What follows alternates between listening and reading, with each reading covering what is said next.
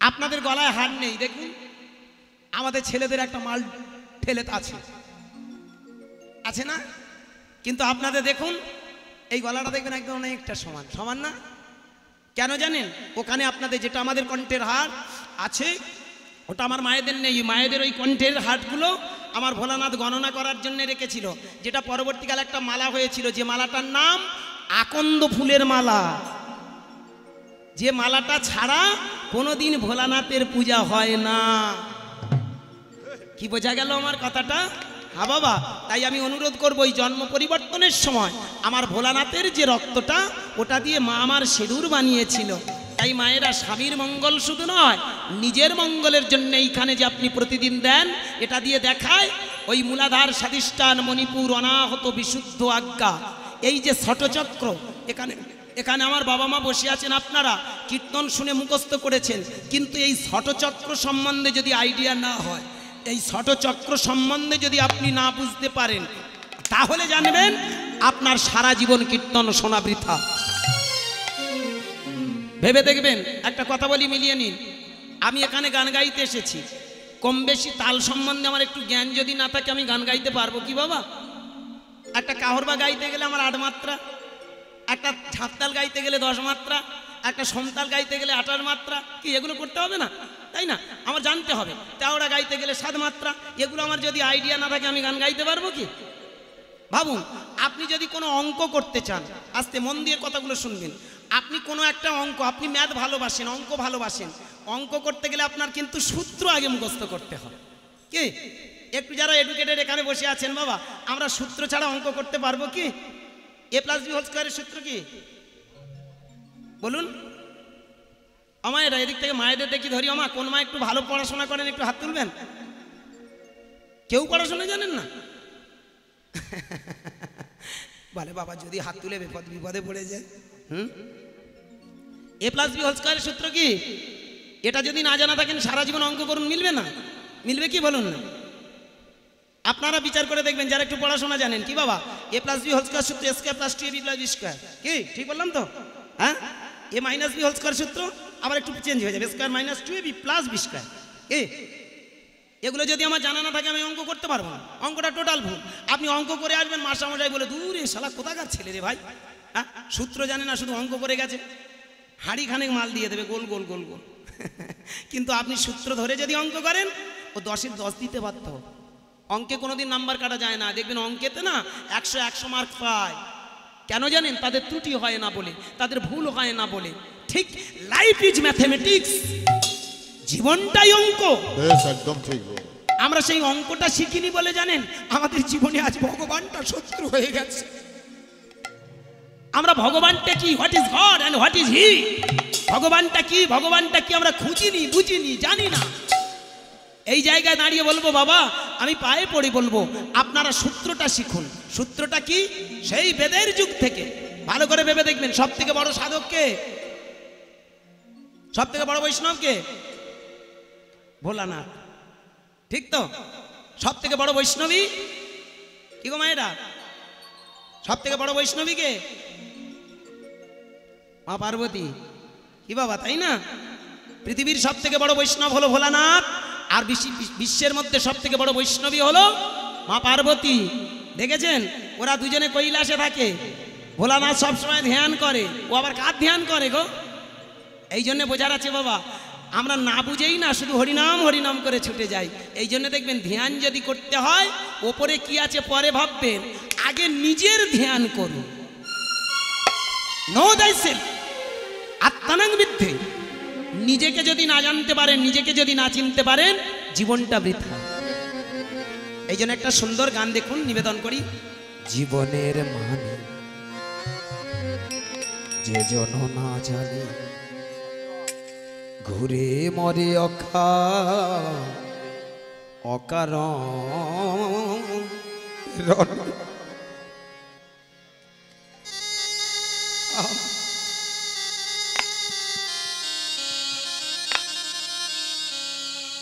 জীবনের মানে,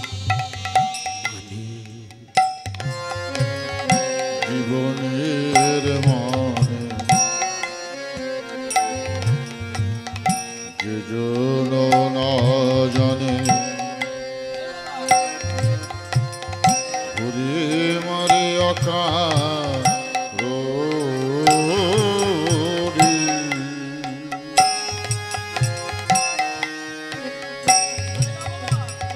জীবনের মানে। এখানে যারা জ্ঞানীগুণী বাবা মা বসে আছেন আমার কথাটা একটু ভালো করে ভেবে দেখবেন বাবা। জ্ঞানী মহাজনেরা বললেন যদি তুমি তোমার নিজেকে না জানতে পারো তাহলে তোমার জীবনটা বৃথা। ভজরে মন সদ্গুরুর চরণ, ভজরে মন সদ্গুরুর চরণ, ভজরে মন গৌরাঙ্গ চরণ, ভজরে মন গৌরাঙ্গ চরণ। ধ্যানে রাখো তারি সযতনে, জীবনের মানে যে জন না জানি ঘুরে মরে অখার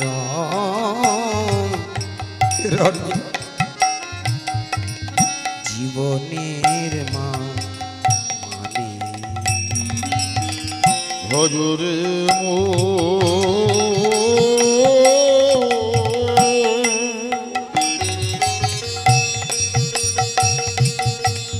ভজরে মন গৌরাঙ্গ চরণ, ধ্যানে রাখো তারে সযতনে।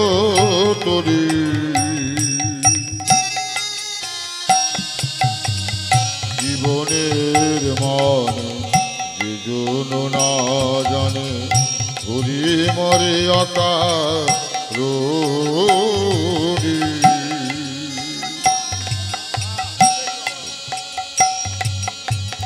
জীবনের মানে। জ্ঞানী মহাজনেরা বললেন তুমি কোনোদিন ভেবেছো তুমি কে? বাবা নিজেকে যদি না চেনা যায়, নিজের ভিতরের মানুষ যদি না চেনা যায়, কাউকে চেনা যায় না গো। কে ভগবান, কোথায় ভগবান, এটাকে জানতে গেলে আগে নিজেকে চেনো। তাই তো জ্ঞানী মহাজনেরা বললেন নো দাইসের আত্মানাগ বিদ্ধে। কোথা বা ছিলে, কোথা বা এলে, কোথা বা যাইবে, ভেবেছ কি কোনো কালে? কোথা বা ছিলে তুমি, কোথা বা এলে, কোথা বা যাইবে, ভেবেছ কি কোনো কালে? কোথা বা ছিলে, কোথা বা এলে, আবার দুদিন পরে কোথা বা যাইবে, ভেবেছ কি কোনো কালে? কোথা বা ছিলে তুমি, কোথা বা এলে, কোথা বা যাইবে, ভেবেছ কি কোনো কালে? স্রষ্টার নব ও এ নব সৃষ্টি, স্রষ্টার নব এ নব সৃষ্টি, স্রষ্টার নব এ নব সৃষ্টি, স্রষ্টার নব এ নব সৃষ্টি। কৃষ্টির মহাদান জীবনের মানে যে জন না জানে নিতাই গৌর হরি হরি হরি হরি বল। রোনি। জীবনের মানে যে জন না জানে ঘুরে মরে আকাশ রোনি। জীবনের মানে, জীবনের মানে, জীবনের মানে। কিসেরই আশায়, কিসেরই নেশায়, এ ঘর আমার, এ টাকা আমার, এ গাড়িটা আমার, এ বাড়ি আমার, সব আমার। জ্ঞানী মহাজনেরা বললেন এই ঘর বাড়ি অট্টালিকা টাকা ধন সম্পদ বিষয় বৈভব মান সবটাই তুমি যে আমার বলছো, তুমি কোনোদিন ভেবে দেখেছো যে ঘরের জন্য তুমি কত ছলনার আশ্রয় করেছে, যে অর্থটা সঞ্চয়ের জন্য কত মিথ্যার পথ আশ্রয় করেছে, এই পৃথিবীতে ধন সম্পদের জন্য তুমি কত কুপদগামী হয়েছ। আশা, এই পৃথিবীতে আশা আকার দন্তের সহায়কার আশা, আবার বললেন আকার তালবের সহায়কার আশা, মনের আশা। ভেবে দেখো এই পৃথিবীতে তুমি এসেছো কত আশা নিয়ে, কিন্তু ভেবে দেখো তোমার কোনো আশা পূর্ণ হবে না, হয়নি। যে আশা নিয়ে এসেছিলে আশাটা পূর্ণ করার জন্যে তুমি সেই আশা ধরো। কোন আশা? কিসেরই আশায় কিসেরই নেশায় পেয়েছ কি তুমি পথেরই দিশা। কিসেরি আশায় কিসেরি নেশা পেয়েছ কি তুমি পথেরই দিশা। কিসেরই আশায় কিসেরই নেশায় পেয়েছ কি তুমি পথেরই দিশা। কিসেরি আশায় কিসেরি নেশা পেয়েছ কি তুমি পথেরই দিশা। স্রষ্টার নব ও এ নব সৃষ্টি, স্রষ্টার নব এ নব সৃষ্টি। স্রষ্টার নব ও এ নব সৃষ্টি, স্রষ্টার নব এ নব সৃষ্টি। কৃষ্টির মহাদান জীবনের মান যে জন না জানে ঘুরে মরে জীবনের মানে যে জন না জানে ঘুরে মরে জীবনের মানে জীবনের মানে জীবনের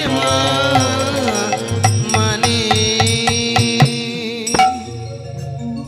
তাই হরি বল হরি বল হরি বল। জীবনের মানে যে জন না জানে ঘুরে মরে অকারণ। বাবা এই মানেটা বোঝার জন্য নিমাই চাঁদ বললেন হরিনামটা একটু গুছিয়ে গাইতে হয়। কিরকম? এতদিন আপনারা হরিনাম করেছেন, কোনোদিন ভেবে দেখেননি। আজকের আপনাদের চরণে নিবেদন করছি, মিলিয়ে নিন।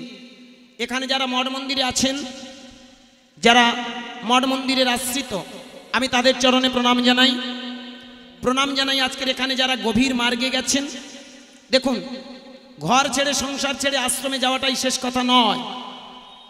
নিজের দেহটাকে মন্দির, গৃহটাকে আশ্রম, আর বাবা মা দুটোকে দেবতা যদি বানাতে পারেন, আমি চ্যালেঞ্জ করছি এর উপরে কোনো দেবতা পাবেন, এর উপরে কিছু নেই, কারুর কাছে ছুটতে হবে। তিনটে জিনিস কি? দেহটাই হলো মন্দির, আপনার গৃহটাই আশ্রম, আর পৃথিবীতে সব থেকে বড় দেবতা বাবা মা। আমি পরে একটু ছোট করে ডিসকাস করবো। আগে দেহটাকে কিভাবে দেখুন, মন্দির হাঁকাই দেখি, মিলিয়ে নিন। আমি হাঁকাচ্ছি না। আমার ভোলানাথ বললেন, এই যে দেখুন এখানে ভোলানাথের তৃতীয় চোখ আছে, আছে না বাবা? যেখানে ভোলানাথের মন্দির দেখতে পাবেন, বাবা ভোলানাথকে একটু ভালো করে দেখবেন, ওইখানে দেখবেন একটা চোখ আছে। আমার মা পার্বতীর এখানে চোখ আছে। শীতলা, মনসা, কালী, দুর্গা যাদের দিকে তাকাবেন দেখবেন একটা করে চোখ আছে। আমাদেরও কিন্তু এখানে একটা বড় চোখ আছে। আর চোখটা কি হয় আমরা ফোটাতে পারিনি বলে তাই আমরা বুঝতে পারছি না আমরা কারা। এই দেখুন আমার নিমাই চাঁদ চোখ ফোটানোর জন্য হরিনামটা দিয়ে গেছে, ওই হই হল্লা করার জন্য নয়। চোখটা কিরকম ভাবে ফোটে মিলিয়ে নিন আমার কথাটা। এই কীর্তনটা, এই কথাটা আমি প্রচুর জায়গায় মানুষের কাছে প্রত্যেকটা হরি সভায় বলি। আজকের উইথিন ক্যামেরায় অন দ্য স্টেজে দাঁড়িয়ে আমার বলতে দ্বিধা নেই। এই ক্যামেরার মাধ্যম দিয়ে সারা বিশ্বে কিন্তু এই কথাটা ফরকাস্ট হয়েছে। বৃন্দাবন থেকে, অযোধ্যা থেকে, নবদ্বীপ থেকে, বহু তাবড় আশ্রম থেকে আমাকে ফোন করে বলেছে, বাবা তুমি যে কথাটা বলছো সে কথাটা কিন্তু অনেকটা, জানি না তুমি কতটুকু ভেবে বলেছো। আমি বললাম দেখুন আমি যেটা বলি আমি থিওরি প্র্যাকটিক্যাল রিসার্চ মেনেই বলি। আমাকে ফোন করে একটা বৃন্দাবনের গোসাই বাবা আমাকে ফোন করে বলেছেন, আমি সেটা এখনো সাউন্ড আমি রেকর্ডিং করে রেখেছি। আমার মহারাজজি বলছেন, গুরুদাস বাবু কীর্তন জগতে তুমি যে এই কথাটা বলে বেড়াচ্ছ, এটা অনেক বড় পাওনা। আমি একজন মহারাজ্যী হয়ে আমি ঘর ছেড়ে আশ্রম ছেড়ে যেটা পাইনি, সেটা তুমি আমায় এই যে পরিষ্কার জানিয়ে দিচ্ছ, আমায় নয় সবাইকে, এটা অনেক বড় পাওনা। আমি ওনাকে সেদিন বলেছিলাম, বাবা এটা আমার পাওয়া নয়, এটা আমার সাধুগুরু বৈষ্ণব যারা মঠ মন্দিরে যারা আছেন, তথা আজকের এখানে যারা হরিবাসরে হরিনাম শোনেন, তথা আমার বাবা মা, তথা আমার জ্ঞানের গুরু, যিনি আমার ধর্মের গুরু, আমার শিক্ষা গুরু, আমার জ্ঞানের গুরু, আমার সমস্তের গুরু বীরেন্দ্র কৃষ্ণ ব্রহ্মচারী মহারাজ ওপার বাংলায় থাকতেন। উনি এখন আমার এই কলকাতাতে বাস করেন। সেই মানুষটা আজও তিনি জীবিত আছেন এবং তার কাছে যাই, তিনি আমায় যেটুকু দিয়েছেন আমি সেইটুকু আপনাদের কাছে আজকে তুলে ধরি। মিলিয়ে নিন, আপনারা যারা মঠ মন্দিরে আছেন আপনাদের হরিনামটা কি করে করেন আর আমি কিভাবে হরিনাম করে আপনাদের ফিলিংসের সঙ্গে মিলিয়ে দিচ্ছি। দেখুন, খুব ঠান্ডা মাথায় ভাববেন। আপনারা নামে হরিনাম করেন কিন্তু অঙ্ক মেনে হরিনাম করেন না। যেটা আমি বললাম, ফর্মুলা মেনে সূত্র মেনে যেমন হরিনাম করলে অঙ্ক করলে ভুল হয় না, মানুষের জীবনে ফর্মুলা মেনে আমাদের ভিতরটাকে জেনে যদি আমরা হরিনাম করি, হরিনাম ব্যর্থ হবে না। মিলিয়ে নিন কীরকম। আস্তে, আপনি যখন ঘুমাতে যাবেন, ঠিক ঘুমানোর আগে 5 মিনিট হোক 10 মিনিট হোক আগে বিছানায় বসুন। বসার পর, বসাটা কিন্তু একটা দামি জায়গা, আপনার বসার উপরে কিন্তু অনেকটা কনসেন্ট্রেশন তৈরি হয়, কারণ concentration is best of policy. আপনি যেভাবে বসবেন আপনার মনের একাগ্রতা হবে। পারলে একটু বাবু হয়ে বসুন। আমার ঠাকুর কি সুন্দর বসেছেন, হ্যাঁ বাবা, এই রকম বসবেন। আমার বাবা ঠাকুর যেমন বসে আছেন, অনেকে দেখবেন এই আডুম বাডুম হয়ে বসে আছেন, এমনি বসবেন। হ্যাঁ বাবা, ঠিক আছে। পা কন করে জানি তো, আমি তো 3 ঘন্টা 3.5 ঘন্টা 4 ঘন্টা গান গিয়ে চলে যাব, আর আপনারা সকাল থেকে শুরু করেছেন আর সেই রাত সারা রাত হবে। হ্যাঁ, এটা আমি জানি আপনাদের অনেক কষ্ট হয়, কিন্তু আজকের নয়, বাড়িতে গিয়ে চেষ্টা করবেন। কীরকম মিলিয়ে নেবেন আমার কথাটা। আর আপনাদের যদি গুরু দীক্ষা হয়ে থাকে, আমার কথাটা আপনার গুরুজির কাছে গিয়ে বলবেন যে গুরুজি একটা পাগলামি করে গেছে, মিলছে তো? যদি ঠিক গুরু হয় তাহলে আমার কথা সায় দিতে বাধ্য। মিলিয়ে নিন। বিছানায় বসবেন আডুম বাডুম হয়ে, মানে ওই বাবু হয়ে বসবেন। বসার পর এই গোড়ালিটা তলপেটে লাগিয়ে দিন, এই গোড়ালিটা টেনে এনে তলপেটে লাগিয়ে দিন। একটা আসন বনে গেল। কি বাবা? ও ঠাকুর গো, হরে কৃষ্ণ। আমি প্রথমে বলেছি মানুষ চিনতে ভুল হয়নি। হ্যাঁ, তাহলে এই যে আসনটা আপনারা যারা করেন, এই আসনটার নাম কি? পদ্মাসন। ঠিক তো? পদ্মাসন কে করতো? সৃষ্টিপতি ব্রহ্মা। এই জন্যে পদ্মজনী ব্রহ্মা আসন করতেন বলে এই আসনটার নাম পদ্মাসন। এইবার মন দিয়ে শুনবেন।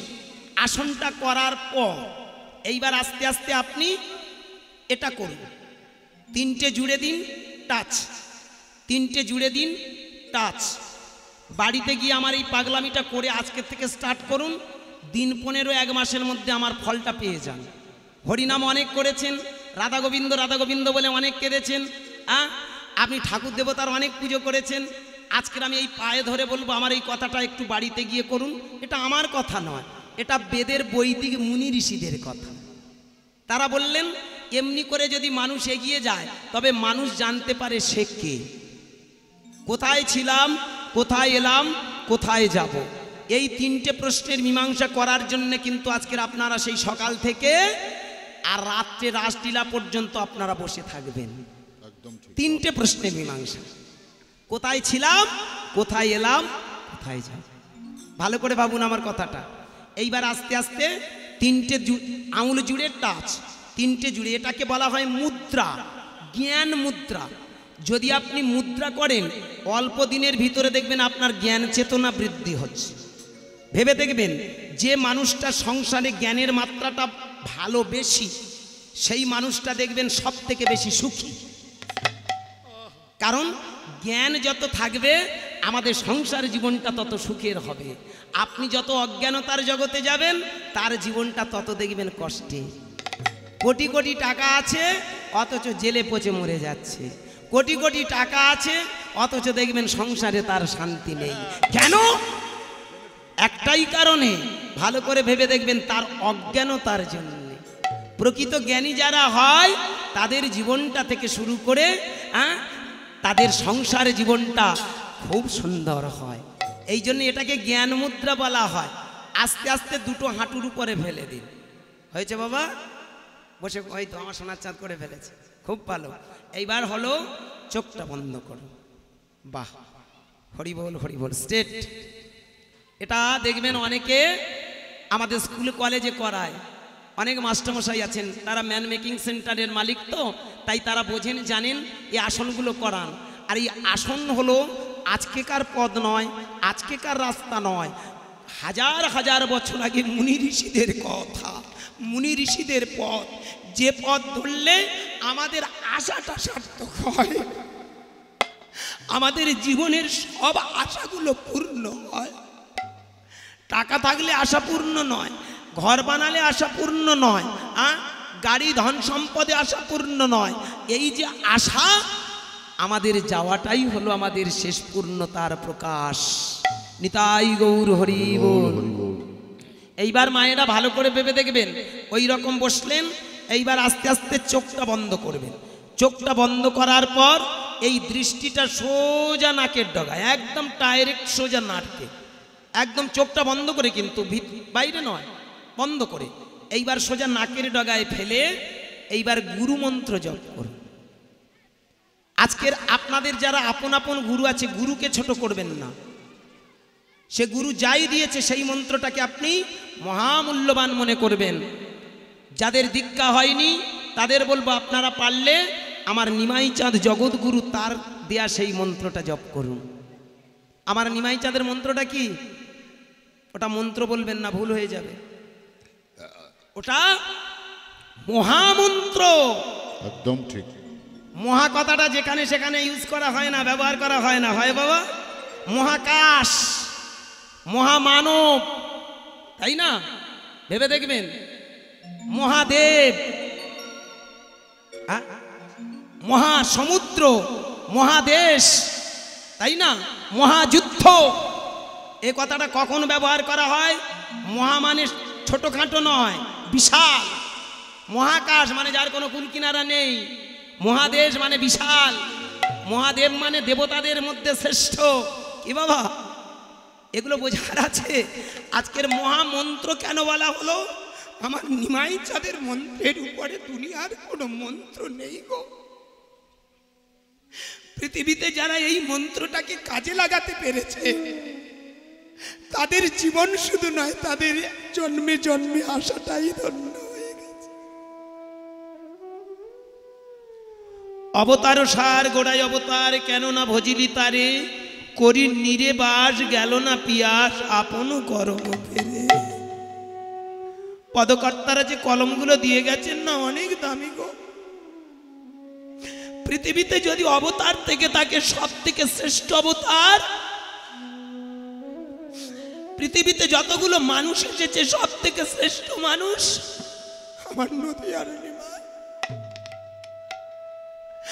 তিনি যে মন্ত্রটা দিয়েছেন ওর নাম মহামন্ত্র। কলিযুগ ধন্য, কলিযুগের মানুষ ধন্য। এই মন্ত্রটা যদি নাকাগ্রের উপরে আপনি কিছুদিন জপ করুন, 10 দিন 15 দিন জপ করুন, এক মাস জপ করার পরে ফিলিংসটা দেখুন। এখানে আপনারা যারা মঠ মন্দিরে গেছেন, দেখুন তো আমার ফিলিংসের সঙ্গে আপনার ফিলিংস মিলছে কিনা। যারা কীর্তন করেন, কীর্তন শোনেন, দেখুন তো আপনার সঙ্গে আমার থট মিলছে কিনা। কিছুদিন জপ করার পরে দেখবেন কৃষ্ণ কৃষ্ণ কৃষ্ণ কৃষ্ণ, একবার কৃষ্ণ বলার সঙ্গে সঙ্গে না আপনার সারা শরীরের লোমকূপগুলো খাড়া হয়ে যায়। একবার কৃষ্ণ বলার সঙ্গে সঙ্গে দেখবেন আপনার ভিতরে একটা শিহরণ জেগে যায়। একবার হরিনাম করার সাথে সাথে কৃষ্ণ বলার সঙ্গে সঙ্গে দেখবেন বহির প্রকাশ দুটো নয়ন দিয়ে এসে যায়।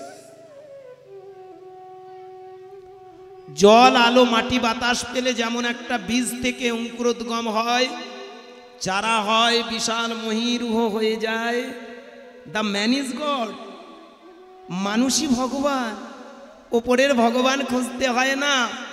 আমার নদিয়ার চাঁদ, কৃষ্ণ, রাম, নারায়ণ, যে যে ধর্মের মানুষ বলি না কেন, সবাই কিন্তু কেউ ভগবান বনতে আসেনি গো, ভগবান বানাতে এসেছিল। তারা প্রমাণ করে দিলেন মানুষের ভিতরে ডিভিনিটি আছে, মানুষের ভিতরে দেবত্ব আছে, আর সেই দেবত্বটা জাগ্রত হয় কখন? মনের একাগ্রতাতে। আর একাগ্রতা কিভাবে নিয়ে আসবেন? এমনি করে বসবেন, একটু চোখের আপনি দৃষ্টিটা ফেলবেন, কয়েকদিনের মধ্যে দেখবেন চোখ জলে ভরে যাচ্ছে।